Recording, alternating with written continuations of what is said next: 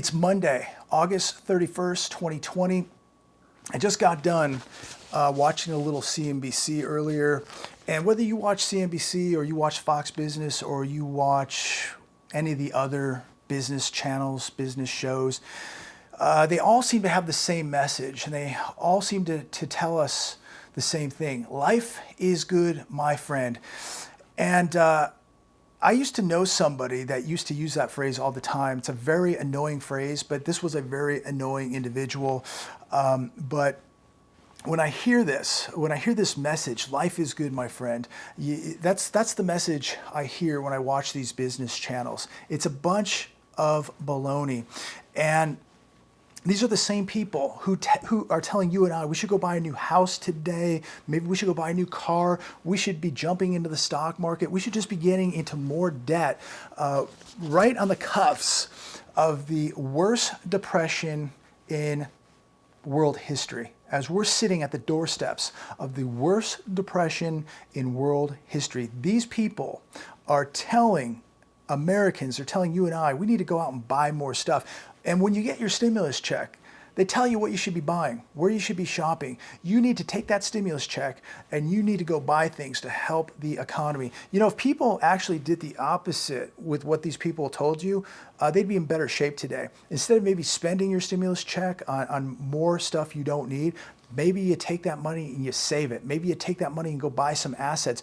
But you know, if people actually saved a little bit and prepared, they would be in much better shape today than they are. Millions of people are in a very scary place here, and they are broke. They are dead broke. They are waiting for a stimulus check. They are waiting for an unemployment check. They are waiting for an unemployment bonus. They are waiting for some form of stimulus from the US government because they have no other options. They have no other choice. They saved nothing. They did not prepare. They had no emergency fund, and they have been completely caught off guard and now 100% dependent on the government.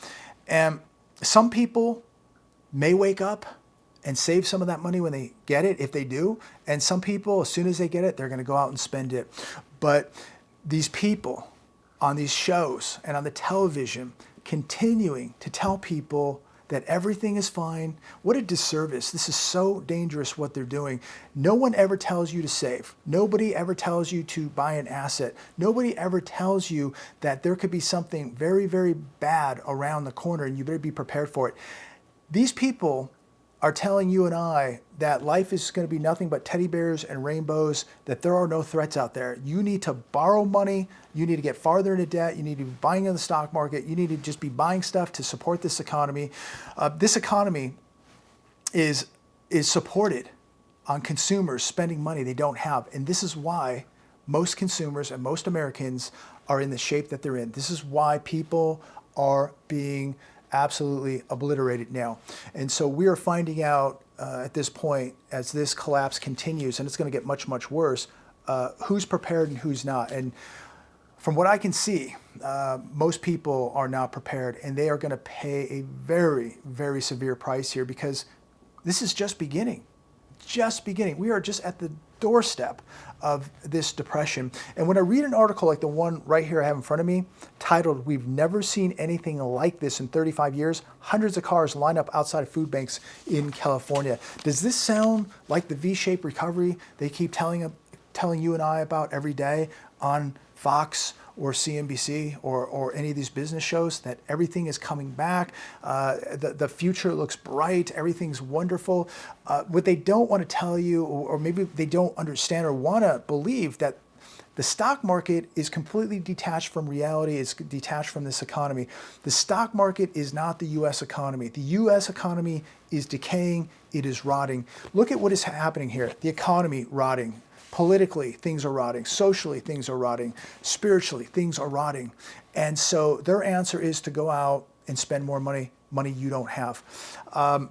In this article, it's talking about Alameda County now distributing 1 million pounds of food, 1 million pounds of food a week to people who are in desperate need. 3 times a week, hundreds of cars line up as thousands of pounds of food are given away at the county food bank. People are driving up in Toyotas, they're driving up in BMWs, they're driving up in Mercedes. Nobody is immune. Many of these people probably once had a job, maybe they had a business, maybe they still have a business, but it's been forced to shut down. They have no income coming in. They may be 4 Mercedes payments behind now. Possibly, day to day, the repo man, trying to get their car. I mean, they are day to day. They don't know how much longer they're going to have their car.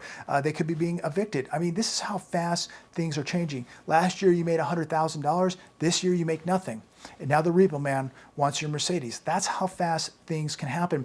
That's why it's so important that you own assets and that you have an emergency fund of cash put away, because emergencies like this happen. And so for years and years and years, we never thought that 2008 could ever happen again, that we're too big to fail. The Fed will come in and fix everything. The government won't let you starve. Everything's going to be fine. We're finding out that the people who trusted the system, they've been lied to.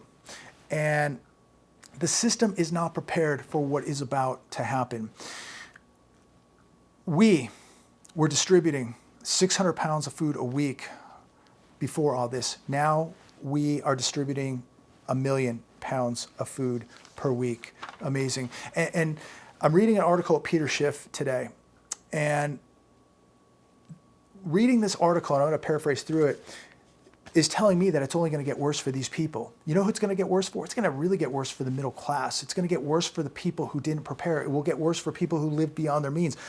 The people who continue to spend money that they don't have. That's who it's going to get worse for. I can't repeat this enough, but over the last few years, I really had to make some sacrifices in order to buy some gold, to buy some silver, to put some cash away. I couldn't take that vacation. I couldn't, buy that toy. I didn't buy a new car. I'm still driving an old Toyota Camry, an old beat up Toyota Camry. Cheap insurance, no car payment. It allows me freedom. I can sleep at night. And that's why I can go buy an ounce of gold or a couple of ounces of silver, because I don't have an $800 car lease or car payment. I'm not paying, $1,400 a year in car insurance for a luxury sedan. But hey, look, if you want to look cool and you want to be a debt slave, more power to you. I don't care what people think of me. I don't care about how I look in a car. Right now, I'm in survival mode. Okay, this is about survival. There will be plenty of time to buy nice cars and toys and things like that. But right now, it is all about surviving and protecting wealth. It says here, Peter says, the Fed's 2% inflation target. Why is 2% inflation better than 1%, he asks. The bottom line is this is all BS. The Fed is just making stuff up because it's in a predicament of its own creation. They're going to let inflation run much hotter, not because it's good for the economy, but because they have no choice. They cannot let the bubble deflate. We are going to see a lot more inflation because it's inflation that's propping up the stock market, it's propping up the real estate market, and it's propping up the bond market. The only way they keep all this up is by creating inflation, because the Federal Reserve needs to monetize debt by printing money, by expanding the money supply, by creating inflation. So they're going to flood us with all this money, and we're going to get inflation because of it. This will put upward pressure on consumer goods. Do I need to tell anybody out there that inflation is much more than the 2% that they're telling you? Of course it is. All you need to do is walk into the grocery store today and you're going to see that. I mean, who even believes today? They continue to tell us this 2%. We need 2%. First off, inflation, I don't think is good for the consumer. I don't think inflation is good for any of us. Who really wants to pay more? Is that really good for the economy? If we were paying less, do you think people would go out and spend more? Of course. Who's inflation going to hurt? It's going to hurt the middle class the most. But we are going to see massive inflation coming. And at that point, they can say, well, now we need 3% or we need 4%. But we already know it's already over 2%. It's over 3%. It's over 4%. Ask yourself, what if things get too hot? How's the Fed going to put out the fire? They're not going to. Maybe they'll just tell us we need more inflation. Maybe they'll tell us we need 3% or 4% inflation. Inflation right now is anything but too low. They're telling us it's too low, but it's not. It's not too low. It's too high. But the Fed is telling us not to worry because we're going to keep interest rates at 0. So everything will be okay. So who will benefit from that? The 1% and Wall Street. Corporate America will benefit from that. Big banks will benefit from that. Who will not benefit from that? The economy is not going to benefit from that. The middle class is not going to benefit from 0% interest rates. So again, the people at the very top of the pyramid, this is wonderful. This is all great news for the stock market. This is very bullish news for gold and silver. So make sure that you are protecting yourself from the inflation that's already here, but the inflation that is coming. We haven't seen anything yet. Inflation is going to be running rampant. Pinterest pays $89.5 million to abandon upcoming lease in San Francisco. This is how good the U.S. economy is right now. Pinterest just paid $89.5 million to cancel its 490,000 square foot lease at the upcoming 88 Bluxome project in San Francisco. This is what a financial collapse causes: rising taxes and an impending real estate crash. This is what it causes. You see a company like this roll out $90 million to cancel a lease obligation, which it was going to be obligated to $440 million. This is how bad it is. They just wrote a check for $90 million to get out of it. So that's another bellwether where we're at with the U.S. economy. Things aren't going to get better, ladies and gentlemen. They're going to get much, much worse. Job cuts at MGM, Coca-Cola, Boeing. The list goes on. We look at just over the last month here. MGM, August 28th, came out and said that they were going to be getting rid of 18,000 jobs. Coca-Cola, August 28th, came out, said they'll be getting rid of 4,000. Salesforce.com, August 26th, they announced they will get rid of 1,000. American Airlines came out August 25th, announced they're cutting 19,000. Bed Bath & Beyond, 2,800. Estee Lauder, 1,500 to 2,000. Boeing announced July 29th, it will be cutting 19,000 jobs. Raytheon Tech, 8,000 jobs. Is this look like a V-shaped recovery to you? Does this look like a booming economy to you? Does this look healthy? What are all these people going to do for a job? What are they going to do for housing? Are they going to make their rent? They're going to make their mortgages. Thousands of people just on this list not going to have a job. Are they going to be new home buyers? We keep hearing how great the housing market is when everybody's losing their jobs. We have anywhere from 30, 40 plus million people jobless in America right now. I'll tell you what, the food lines is what's booming. The food lines, that's where the boom is. Here's an article today titled "Twisted Pictures of a Consumer Economy Running on Fumes of Stimulus."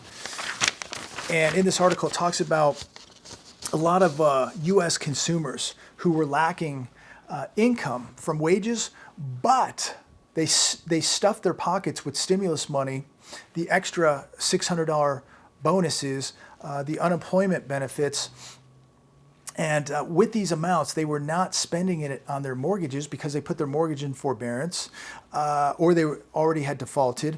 They didn't spend these amounts on rents because they were protected under the eviction bans. So they went out and they splurged on toys and goods and going out to eat and things like that. And I was watching a video a couple weeks ago on social media, and there was a perfect example of this. The LA Sheriff's Department rolled up to a gentleman's, I think it was a condo, and evicted him. And he went nuts, saying he had more time and you couldn't do this to me, you're kicking me out. And so they allowed him to grab his stuff, grab his pets. He tells his wife to go behind one of the paintings and get the $14,000 in cash. So, there's a lot of people out there hurting. There's no doubt about it. But then there are people out there who are just taking advantage of the situation. And even though they weren't working, they were making more money sitting at home than working than what they were when they were working. And so what do? They just go, oh, we don't have to pay rent, we don't have to pay a mortgage. We'll just go out, we'll go buy a new car, we'll go out and buy lots of new clothes, we'll go out to dinner, we'll do all these things other than pay our bills. And that's really sad, but we're going to see a lot of that coming out. But it blew my mind when this guy goes, oh, get the $14,000 behind the painting. So, there's some real losers out there. They spent record amounts on durable goods such as appliances, laptops, and bicycles. If you're a landlord and you drive by one of your rental properties and you see a brand new SUV parked in the driveway, but you haven't gotten paid in 4 months, you've got to have a real issue with that. The landlords have bills, they have debts, they took out mortgages for these rental properties. They have to pay the bank, or the bank is going to foreclose on them and their credit's destroyed. So, it's a really wild situation that we're in right now. Interesting article today, $16 billion. Ohio Police and Fire Pension Fund approves a 5% allocation for gold. So, we've got Buffett now in the gold market buying mining shares. And now here we have a police pension, $16 billion Ohio Police and Fire Pension Fund approves 5% allocation for gold. And I think we're going to start seeing a lot more of this. As I believe we're going to see a lot more institutional money coming in, billionaires coming in, hedge funds, pensions. And so I see the price of gold and silver only going one way, and that is up. I'm going to close with this. This is mailonline.com. Internet users across the world report problems with accessing websites in major global outage. And again, I'm gonna leave you with this: if you don't hold it, you don't own it. I'm not telling you not to keep your money in the bank or not to be in the stock market or anything like that, but you've got to have an emergency fund that you can physically access in a time of emergency. When you see stories like this, when the internet can go down, or government agencies can go down, or banks can be shut down with cyber attacks, you've got to have some type of diversification that you can access real money in a time of need. There could be a cyber attack, there could be a disaster, anything could happen. What if there is a bank run? Heaven forbid. These things are very, very possible. Anybody telling you today that these things are not possible in 2020 is lying to you, or they are living under a rock. We're in 2020. Anything is possible. Just take a look at what has already happened. So make sure you're protecting yourself. That doesn't mean that you don't, you take all your money out of the bank or all your money out of the stock market. That's whatever you do is up to you. You do what you think you need to do. I'm just saying that you need to have some money or assets outside of the system that you can get to in case the internet goes down, in case of a cyber attack, in case of emergency. You got to have something to get to, a lifeline. So I'm going to leave it there today. So much happening. Who knows what tomorrow is going to bring, but make sure you are protecting yourself mentally, physically, spiritually, and financially.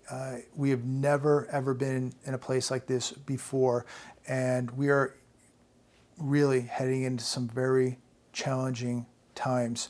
So I'm going to leave it there. Have an incredible evening. God bless every one of you, and I will talk to you very, very soon.